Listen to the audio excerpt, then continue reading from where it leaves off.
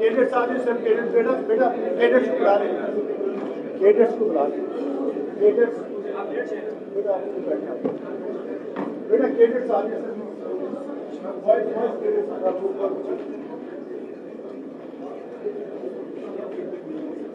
एक और कैडेट्स आ रहे हैं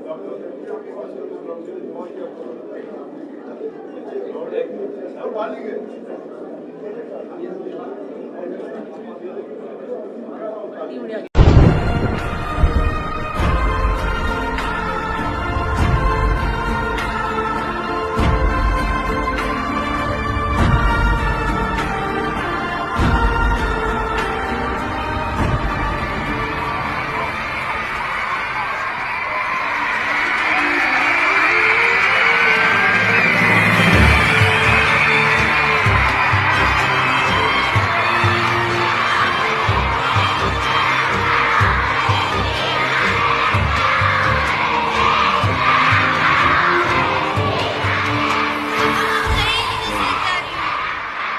ما هم شما رو خیلی دوست داریم. زنده باشید.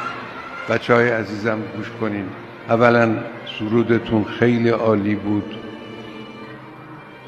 هم شعرش خوب بود، هم آهنگش خوب بود، هم شماها خوب اجرا کردید. جشن تکلیفتون رو به شما تبریک میگم. دختران عزیز، نوگلان عزیز من، با خدا دوست بشید. سعی کنید از همین آغاز نوجوانیتون با خداوند مهربان دوست بشید. دوستی با خدا چجوریه؟ وقتی نماز میخونید جوری نماز بخونید که دارید با خدا حرف میزنید. این میشه دوستی با خدا.